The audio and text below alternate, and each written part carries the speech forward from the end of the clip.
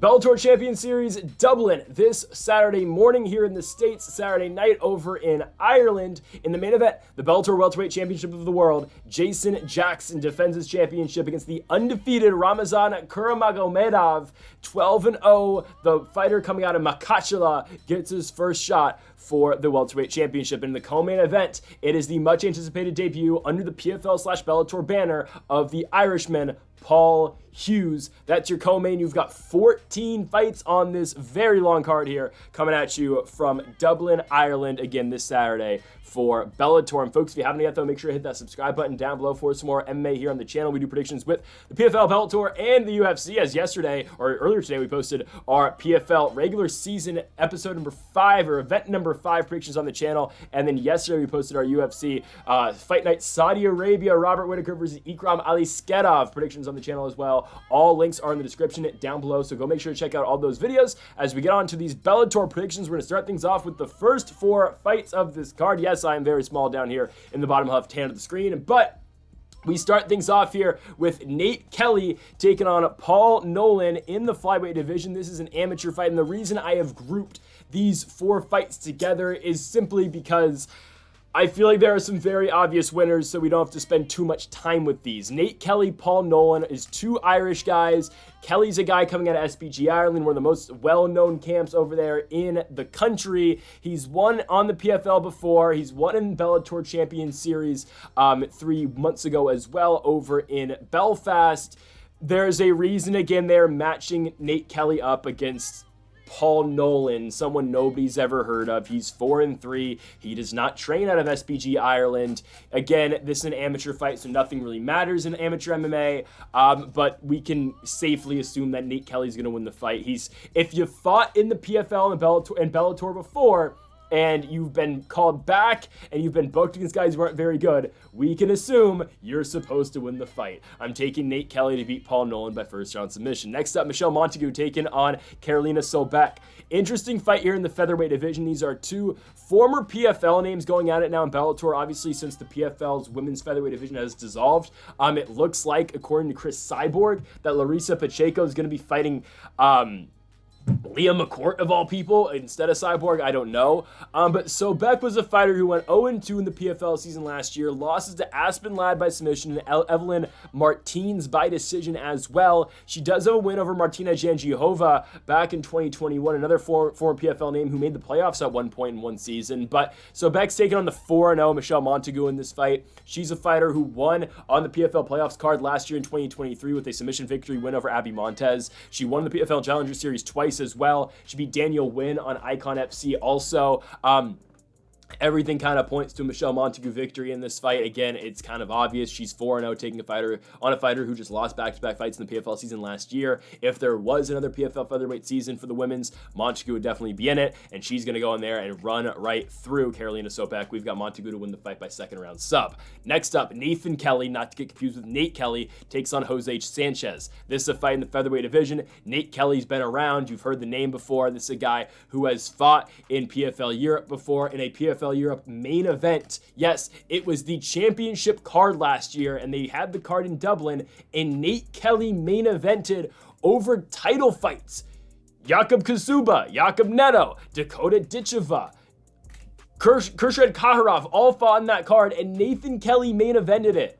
And now he finds himself on the 3rd card of this Bellator fight, he's on 3rd fight of this Bellator card, which it doesn't make the most sense. I mean, I believe his last fight was on the main card, was it not? Oh, it was on the undercard too, on that card in Belfast. Anyways, Nathan Kelly's being in the position to win again. He's fighting Jose Sanchez, who on paper looks like a decent fighter, 13-2-1. Guys, this guy hasn't fought anybody. He's fought in Bellator once before. He got dominated by Magomedsharipov, we're going to talk about, who does fight later on in this card. Sanchez had back-to-back fights against the same guy, Alisson Mareda. Again, he hasn't fought anybody good. Nathan Kelly is the much better fighter. Sanchez is going to try to get this fight down on the ground, but Nathan Kelly should have the superior striking game, and he should be able to win the fight on the ground too. Again, Nathan Kelly fights out of SBG Ireland.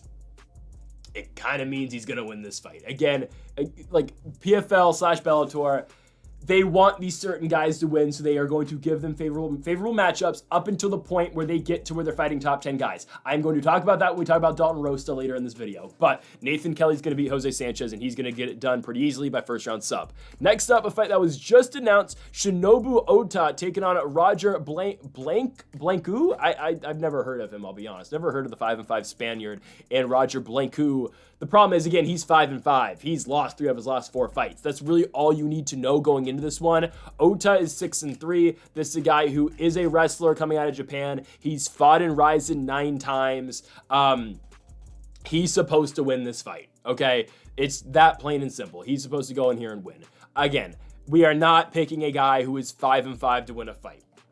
Ota, again, has fought decent guys in Rizin. He's fought decent levels of competition. He's going to go in there and absolutely obliterate the Spanish fighter in this fight. Whether it be, again, with Ota's striking game or what likely it'll be a takedown, just ground and pound once the fight does hit the mat, Ota's going to find a way to win. He's not losing to a guy who's 5-5. That's kind of as simply as I can put it. Give me Ota to win the fight by first round knockout. I'm not concerned with the fight at all. Ota should be able to get it done, and it's not going to be that much of a challenge for him. To the next one here, we go into the individual fights. I'm on this side of the screen now, so it is what it is. I might be looking the wrong direction, but trust me. We've got Elena Kolesnyk taking on Sarah Collins in our first fight in the featherweight division. I thought I'd highlight this one a little bit just because, again, Elena Kolesnyk has been a fighter who has fought before in the PFL. She's been around. She's 9-6. She's fought in the playoffs before as well, where she lost to Larissa Pacheco twice. And this is a fighter who struggled to make weight at 155 pounds. And yeah, she lost to Larissa Pacheco twice in the playoffs, but once also in the regular season back in 2021. Elena Kolesnyk's not very good. Now, she beat Aspen Ladd. It shows you where Aspen Ladd's at this point of her career. But I don't think Kolesnyk's very good. I mean, she got into the playoffs by winning 2 fights. She beats Aspen Ladd, and then she beats Yoko Higashi. Who is Yoko Higashi? I don't know. Like, again, the PFL brought in these random-ass fighters to fight in their featherweight division last year, and, again, it's bad when Elena Kolesnyk's making the playoffs. And she missed weight in the playoff fight, too, against Pacheco. She weighed in 1.5 pounds over for a playoff fight. She missed weight in the Aspen Ladd fight as well. She's taking on Sarah Collins, who's going to absolutely destroy her. Sarah Collins, I don't think is the greatest, but again, she's shown a little bit of potential in this Bellator featherweight division, right? Pam Sorensen submission win in the first round, great. A Shanid Kavanagh victory by split decision. That's good. It just is. For what Bellator offers at 145 pounds, Sarah Collins is one of the better fighters, and Elena Kolesnyk's not a good fighter. Sarah Collins is going to be able to get Elena Kolesnyk down. She's going to beat her down there. However, the way you beat Kolesnyk, though, and it's the easiest way to beat her, is strike with her. I've seen it 3 times against Larissa Pacheco, and every single fight they had, the fight didn't get out of the first round, right? But again, Kolesnyk's not good really anywhere, right? Pam Sorensen submitted her. Felicia Spencer submitted her back in the day, right? She's so beatable. She's horrible. Sarah Collins will be able to win the fight again any way she wants it. I do think it goes to the decision. I do think it goes to the finish, though. The one reason I'm thinking that is that Kolesnyk did fight Ladd kind of tough. I don't know. It shows you a little bit of potential for Kolesnyk. I mean, she's training at a Tiger Muay Thai in Phuket, Thailand, which I don't really think does much for her. Yeah, Sarah Collins is going to win the fight. Maybe training at a Tiger Muay Thai helps Kolesnyk's striking game. I don't think it does. Now, I don't think Collins will get the finish on the feet because, again, she's not the best striker either. Collins, though, wins the fight pretty easily by decision. Okay, let's move on. I took too much time on that fight. Next up, Sarvjan Khamidov taking on Marceli Alves. We're going with the Tajikistan fighter here, and Khamidov. He is 15-0 going into this one, taking on a fighter who is 12-3 in Alves. Not a bad fighter at all for this undercard. It's really not, right? Like, Alves is coming off a victory where he beat Jarrell Hodge by first-round knockout at Bellator 298. Storlian Ward from Sioux Falls, South Dakota. Alves really isn't that bad. He's a former Jungle Fight champion. The guy hits hard, but Khamidov's very good, right? Like, this is a guy, again, who you saw in his victory at Bellator 287, had a liver kick knockout for TKO finish, but he won by submission in his last fight. Just an all-around very good fighter who, you know, going into his first Bellator fight, I kind of thought as just a decision guy, but as he's gotten to Bellator, it's been a lot of finishes. He's really been showcasing his game. I think he's a very solid fighter, and this is a guy, again, who will probably be, you know, making his way up the weight class very quickly in Bellator. Again, It's somewhat of a clash of styles because Alves really just strikes. Again, he's not the typical Brazilian mixed martial arts fighter that's just trying to grapple. It's kind of the other way around. He's going to try and go in there. He's going to try to kickbox you. Khamidov, though, is going to grapple. He's going to use his sambo, and he's going to use his wrestling, which makes this fight very hard for Alves. Khamidov's going to get this fight down. I think, again, he's just going to drown Alves once the fight gets down to the ground. And with that being said, give me Khamidov to win the fight by first-round submission. I don't think it's that tough of a pick. Again, the guy's 15-0. I think Alves got potential. I think he's a good striker. However, stylistically and matchup-wise, the fight simply just doesn't favor him. So give me Khamidov to go out there and pick up the victory. We're going to take him to win by first-round submission. To our next one here, Simeon Powell. Yeah, the amount of hype this guy had at one point is at least the amount of hype that the PFL was putting onto the guy, taking on Abdullah Er-Ramy in this fight. Powell's going to win it. Don't get me wrong. He's 9-1, one loss being to Jakob Neto. Now, again, we just talked about Jakob Neto in our PFL 5 predictions video. If you haven't seen it yet, again, link is in the description down below. Go check it out. I said in that video, though, how good was really that PFL Europe pool of the light heavyweights, right? Especially Powell and Neto. Neto knocked out Powell in the second round of the championship fight, but Neto went into the PFL season, got knocked out by Duvaljan Yegashida-Mirdov in the first round. Okay, and I expect him to get knocked out by Ampa Kasanganay in the first round as well. How really good were those guys? Now, I think Powell's good enough to beat Abdullah Er-Ramy in this fight. This was a fight that was scheduled for PFL Europe 3 after Abdullah won his first fight on PFL Europe 1, but couldn't make the turnaround to fight Powell in their second fight. So Powell ended up fighting Daniel Laredo instead by unanimous decision. Ladero, by decision. And then, of course, ended up losing to Neto in the finals. But again, I mean, we were going to pick Powell in that original fight with him and Er-Ramy, and we're going to pick him again. He's going to win the fight by first-round knockout. Again, Powell has the skills. He's only 25 years old. He is getting, he is just entering his prime. He's got the pop in his shots. He's got the power. He just needs to simply figure it all out. And I think he can. And I still think somewhat highly of Powell. I think he's able to go out there and get this victory. I would just like to see them build him up better. Again, we see it all the time. Hell, again, you look at Nathan Kelly on this undercard. Again, he's fighting Jose Sanchez, the guy who I think, again, record looks good. He's 13-2-1. But matchup-wise, he's supposed to win. That's what Bellator/PFL need to keep doing with Powell. He's a guy who can show up and can give you fun finishes. You just have to match him up against the right guys, and that's what they're doing in this fight. Powell should win, but going on forward, don't give him more guys like Neto. Give him guys he can beat. I know it gets annoying, but if you want to build up a fighter, it's kind of the best way to do it. It's very boxing-esque, but it is what it is. Simeon Powell should win this fight by first-round knockout. Okay, to our next one here. Going to the featherweight division, we mentioned him earlier. Magomedsharipov taking on Tyler Mathison in this fight. Mathison, one of the only fighters on this card from the United States of America. I mean, there's like 3 of them. It's him. It is Rosta, Bobby King, and Jason Jackson in the main event. But Mathison, 6-3, getting the call to take on Hassan Magomedsharipov. I don't know where they got Mathison for this fight, I'll be honest with you. I mean, I guess they gave him the call from Fury. I don't know, but he lost his last Fury fight. He hasn't fought LFA since 2019. He's 6-3. It's just really weird matchmaking, if I'm being honest. It is. Because Magomedsharipov should dominate this fight. He's done that to literally every single guy he's fought so far. And I feel like it's a step down in competition, Mathison. I think it is. Again, this guy just lost by decision 2 fights ago in Fury FC. He beat Matt Gaffney in his last fight in MCFC 2, which is a fight card. It's called Med City Fighting Championships in Rochester, not New York, Minnesota, where he beat a 6-8 guy by TKO with a tap out due to strikes. I don't know why we're going for Magomedsharipov. He's taking on Jose Sanchez, we talked about earlier, Rafael Hudson, Piotr Nildeski. From that to a 6-3 fighter in Mathison. I don't understand the matchmaking at all. I really don't. I don't know why Magomedsharipov is going down in competition. I understand he's 23 years old. Book him, again, don't give him the toughest guys, but at least give us a linear projection for him and in the way you're booking his opponents. I don't quite get it. We're taking the 9-0 Magomedsharipov to obviously win the fight, training out of Makhachkala, Dagestan. It's not the Habib camp, it's the other one in Dagestan. But yeah, Magomedsharipov going to win. I just don't understand where they found Mathison to take this fight. He came out of nowhere. I don't know he trains out of a random gym in Minnesota called Start BJJ. They've got no real fighters. Angel Pacheco fights here, but what? That's the only guy that I've heard of from this gym, which just doesn't make sense. Bobby Lee trains here, but he was a Bellator throwout. I don't get it. I really don't get it. Anyways, Hassan Magomedsharipov is the way superior grappler. He's got all the skills again. His last name is Magomedsharipov. Really all you need to know. He's going to win the fight by first round sub. To our next one here. Kasumov taking on Mattos in this one. We're going with the 15-1 Kasumov to win this fight. Mattos isn't bad, though. He's 14-2-1, and I do like the matchmaking here. This is a good fight.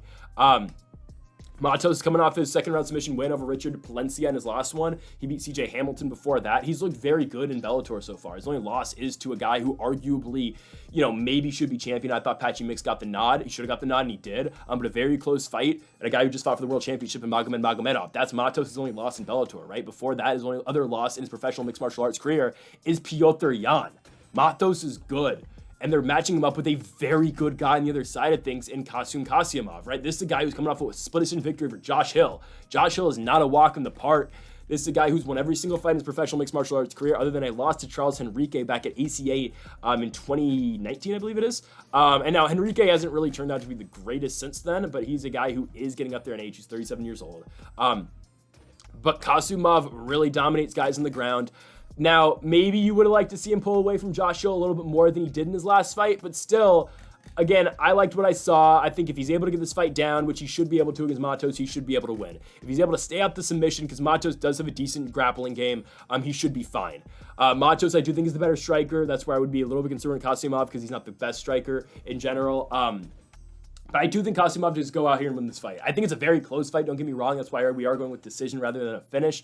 I do think it goes the distance just because, again, I think these guys are pretty evenly matched in terms of not just their styles, but just the way they are in their careers too. Like, again, Mattos, we said it earlier, his only two losses are to Petr Yan and Magomedov. That puts Kasumov in a very high regard if he's able to pick up this victory, which I do think he does. But again, I think this is a very good fight. I think it's two very solid guys, and we're taking Kasumov to win the fight by decision. I think he's able to wrestle. I think he's able to, again, get the fight down and stay out the way of the Brazilian Jiu-Jitsu techniques of Mattos in this fight. So give me Kasumov to win the fight by unanimous decision. On to the main card, and they're going to start with Dara Kelly. Kelly taking on Matthias Poiron in this fight. Again, Dara Kelly trains out of SBG Ireland. He's been booked pretty well so far in Bellator to the point where they've got him to 5-0. He had one fight in Clan Wars in 2023. He should win this fight. Now, it is Dara Kelly's toughest ask yet. I think, again, Poiron is the toughest guy he's faced. However, this guy's coming off a loss in his last fight for the MMA Grand Prix Vacant Lightweight Championship in Jungle Strike, which is not in Brazil, it's in France, where he lost a fight to Kenwy Lopez by 4th round TKO. But Poiron is good. He's a very good grappler. He's a guy who's able to effectively get fights to the ground, which I do think is different for Dara Kelly, because Dara Kelly, in every single fight he has had so far in Bellator, he's been the better grappler, and he's been the guy who's just able to get fights down and just drown guys down there. And I don't know if he's able to do the same against Matthias Poiron in this fight. I think it's simply just going to be a tougher out. I think eventually, yes, he will get it done, because, again, Bellator is not going to give Dara Kelly a very tough fight at home in Ireland in front of the hometown crowd when, again, you can just get him to win and make the fans happy, right? Again, Bellator knows what they're doing. They want their guys to remain undefeated. And Dara Kelly, like the other guys we just talked about earlier on in this card, is one of their guys. And they do not see any future in Matthias Poiron. Because, again, if they did, he would have already fought in Bellator. It's simple. Dara Kelly's one of these homegrown Bellator guys, and he should be able to win the fight. Eventually, I think he is going to get the TKO on the ground. I think, again, it's a competitive fight in terms of grappling and wrestling. I think Dara Kelly is slightly better, and I think that's where he does win, but I do think, again, it's going to be more of a struggle than he has faced so far in his Bellator career. But give me Dara Kelly to go out there and win the fight by second round TKO. Let's go on to our next one here. Sticking on the main card here. This is my upset pick on the card. I'm going Dalton Rosta to beat Novenyi Jr. I'm taking Rosta. I still believe, right? I still believe in Dalton Rosta. He's 8-1, taking on a 7-0 Novenyi from Hungary. My thing is, again, Novenyi hasn't fought anybody as good as Rosta yet. And yeah, Rosta's coming off a loss, but it's to Aaron Jeffrey. And Aaron Jeffrey was a fight away from the belt when he lost to Fabian Edwards in his last fight, right? There's no shame in losing to Aaron Jeffrey. So that's why I'm not down on Dalton Rosta just yet. I think he's still very capable. And yeah, he loses the decision to Aaron Jeffrey. But like, look at what the guy was able to do before that Jeffrey fight, right? A win over Romero Cotton, who was undefeated at the time. An Anthony Adams victory by unanimous decision. And again, I get it. Novenyi is undefeated. But if Dalton Rosta is able to go in here and just put on the wrestling boots and he's able to go out there and just outgrind Novenyi on the ground, I think he should be able to win. On the feet, it's an interesting fight too. But I do think Dalton Rosta is able to mix it up in the grappling in this fight. I think he is. He's not a guy, again, who is going to just swarm you on the ground and get a submission. He is going to go in there and, you know, dominate with position and look to get his ground and pound off. I think that's what he does in this fight. I understand, again, Novenyi does have a good grappling game. He does have good Brazilian Jiu-Jitsu. He has 4 submission victories in the past before. I understand it. And again, you look what he's been able to do recently. It's back-to-back knockout victories in the feet. That's why I think Rosta will go to the grappling game. You know, ATT is going to prepare him well for this fight, and I do think he's able to he's going to go into this fight with the game plan of wrestling and just taking the Hungarian fighter down. So with that being said, we're taking Rosta to win this fight by decision. I think he's able to outgrind Novenyi. And I understand if you're thinking, okay, yeah, Rosta hasn't fought anybody, so the argument that's being said about Novenyi not fighting anyone all that difficult doesn't entirely make sense. I get it, but still, look at the guys Rosta's fought. I understand Novenyi's fought guys who have had a lot of fights. Andy Manzalo, who's 26-10, but really the quality of those guys are not that great. They aren't the best fighters. Rosta, again, sure, are Anthony Adams and Romero Cotton to a certain degree a little bit unproven? Sure. I don't think Romero Cotton, if I'm not mistaken, has fought since that last fight against Rosta, which again is a little bit concerning. But at the time, again, Cotton was a very, he was a hyped up guy to a certain extent. Rosta is still, he was supposed to beat Aaron Jeffrey. I think he bounces back, and I think he uses his wrestling to his advantage, and Rosta wins this fight by unanimous decision. To our next one here, Kavanagh and Arlene Blencowe, the rematch you never knew you needed, and you still don't know you want it. They are giving you this fight on the main card. And I always feel like Bellator is one fight away from putting Kavanagh in a title fight, even though Sarah Collins definitely deserves it, especially after she beats Elena Kolesnyk. But what is Bellator doing with their featherweight division? Is Chris Cyborg the champion? If not, if she doesn't fight for you anymore, Larissa Pacheco, make her the champion. But no, it's weird, because Chris Cyborg is literally still being promoted by both the PFL and Bellator on their socials about her boxing fight that she just had last weekend. So Cyborg's obviously still signed with them, even though obviously she's got a problem with them because they're not booking her and Larissa Pacheco later in this year. They're giving the fight to Leah McCourt instead, who has lost to Kavanagh in the past. So I just don't get it. I don't understand it. And yeah, okay, Leah McCourt beat Sarah McMahon, but who cares about beating Sarah McMahon in 2024? All right. Kavanagh's coming off lost Sarah Collins. Close fight, whatever. She's getting Arlene Blencowe in this fight. I think she does beat Arlene Blencowe. Like, Blencowe got the title fight against Cyborg in 2022. She lost her last fight to Sarah McMahon. The way to beat Blencowe is to, grapple her. And I remember when Chris Cyborg beat Blencowe, she wanted to just go out there and outstrike her. The second time around, because she beat her the first time by submission, it was the very obvious way Cyborg was able to get it done. But the second time, she just wanted to strike with her and give Blencowe basically a chance.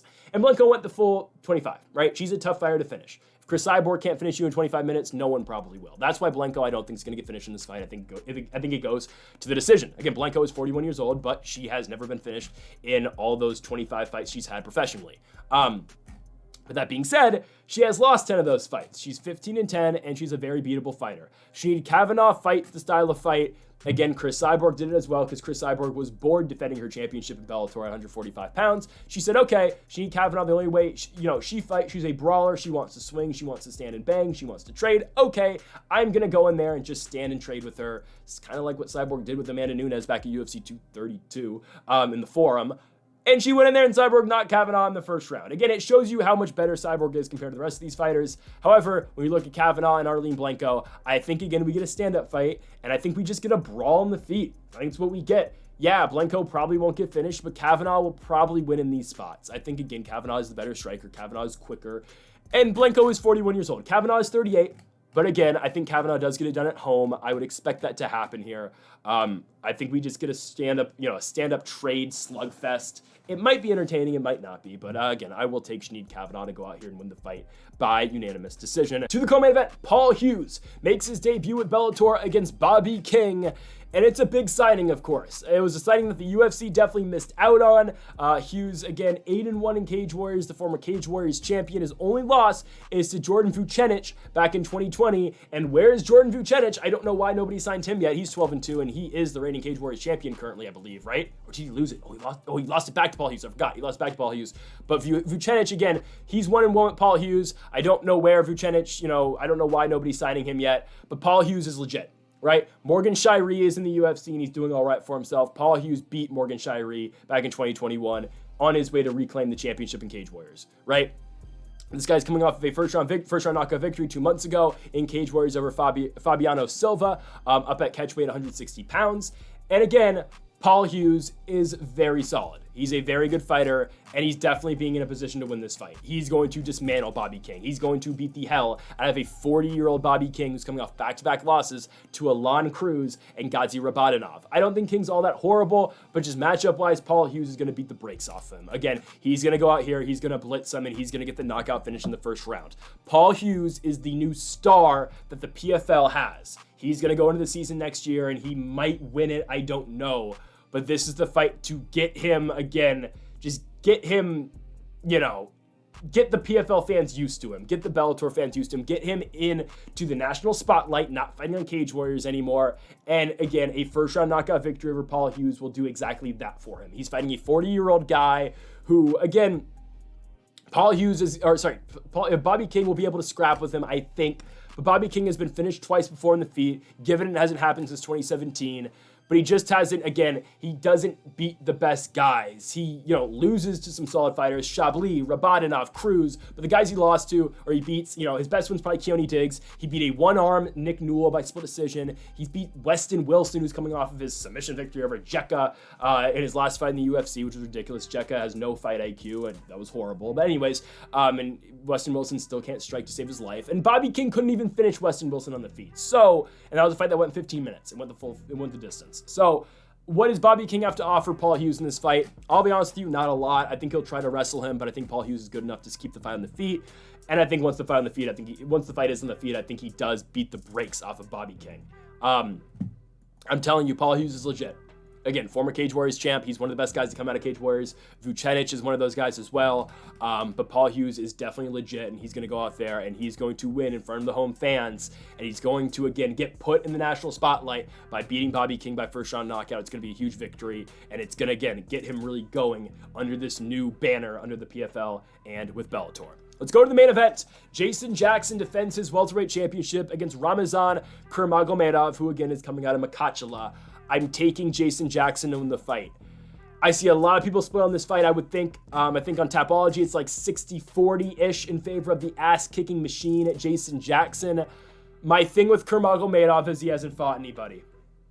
I was surprised when this fight was booked because, again, Kurmagomedov's coming off a win over a 29-1 Randall Wallace. Again, Randall Wallace has, never won a fight in Bellator before. So I was very confused that this was the next step. It's immediately into a title fight. So partially I'm picking Jason Jackson just because of the threat or the thought of the unknown coming out of Ramazan Kurmagomedov. We don't know much. We just don't, because he hasn't fought anybody in the top 10 yet. What has he done in all of his other fights? Like his toughest fight is Jaleel Willis so far. He knocked him out in the first round, sure. But what are you going to do against a guy in Jason Jackson who can strike and who can also wrestle? Again, I think Kurmagomedov at some point might be the champion of Bellator. I think this is too soon. He's only had 2 fights in the promotion. He's not one of these uber prospects. Again, the UFC dropped the ball with the guy back in 2019 but he barely beat Jordan Williams. Now to think about it, he barely beat Jordan Williams, who was a UFC washout, who went 0-3, who in all fairness fought very tough guys with the exception of Mickey Gall, right? I mean, Jordan Williams had a weird run in the UFC, right? He loses in the Contender Series to Kurmagomedov. He gets called back to beat Gregory Rodriguez by first-round knockout, loses to Nasruddin Imavov, loses to Mickey Gall, and then loses to Ian Machado Gary by first-round knockout in a fight that he was winning up until the point where Gary pulled the trigger and knocked him out. So that's an interesting split decision win. Again, though, Kurmagomedov hasn't fought anybody good yet. Who has Jason Jackson fought on this winning streak? Benson Henderson, Neiman Gracie, Paul Daly, Douglas Lima. He beats Yaroslav Amosov and beats Ray Cooper III on the PFL Bellator Super Fight card. Again, Jason Jackson's good. He can wrestle and he can strike. and I think he's going to give Kurmagomedov hell. I think where he gives him hell is on the feet. I think Jason Jackson's the way superior striker. I think Kurmagomedov is still unproven. I don't think he's been in this spot before yet. Obviously, he's not been in this spot, and I just don't think he's ready for the moment. I think it's too much too soon for Kurmagomedov. I would have liked to see this guy built up just a little bit more, but you're not telling me a win over Randall Wallace will parlay you into a fight against Jason Jackson. Jason Jackson is elite. He is. I didn't know if anyone was going to beat Yaroslav Amosov with Bellator. Truly. And Jason Jackson beat him in the third round by knockout. His hands are getting better. He's not the boring wet blanket that a lot of people kind of put on him earlier on in his Bellator run. He has evolved as a fighter. He's got a more aggressive fight style now. He's got heavy hands. He's sitting on his punches, and he can wrestle too. I really think it's a very tough fight for Ramazan Kurmagomedov, especially so soon in his Bellator career. He's only had 12 fights professionally, and you're getting the world champion. I think Jason Jackson holds onto the belt. I get MMA math doesn't work like this, but the way I see it, no way he beats Yaroslav Amosov and he's not able to beat Kurmagomedov. I don't think Kurmagomedov destroys him on the ground. I don't think he drowns him on the ground either. I think Jason Jackson's able to win in those spots and ultimately dictate where the fight goes. And if he's able to dictate where the fight goes, obviously he wins. So give me the ass-kicking machine, Jason Jackson, to eventually get Kurmagomedov out there in the third round. I think it's going to take some time because I think there's going to be a feeling out process. I think we're going to see who the better wrestler is. I think ultimately it's going to be Jason Jackson. And once that is decided, Jason Jackson's going to be the one keeping the fight on the feet, and he's going to be the one knocking Kurmagomedov out in the third round, taking his O and defending his championship. And still, the ass-kicking machine from Jamaica, now out of Miami, Florida, Jason Jackson defends the Bellator Welterweight Championship. So folks, thank you all for watching our Bellator Champion Series Dublin predictions here on the channel. Make sure to hit that subscribe button down below for more MMA here on the channel. Bellator, unfortunately for now, does not return until September, where they will have a card at the Pachenka Arena in San Diego, California. That's ridiculous. Hopefully they schedule one for August or July, but ultimately I don't think they're going to. It's just kind of the way their schedule is right now, which is kind of stupid. But we'll have PFL coming back at you next week, as well as UFC 303 with Alex Pereira and Yuri Prochazka's rematch in the main event next week. So folks, thank you all for watching. Make sure to hit that subscribe button down below for more. Make sure to leave a like if you did enjoy the video, and make sure to comment if you do disagree with any of the picks. So, again, folks, thank you all for watching, and Mamba forever.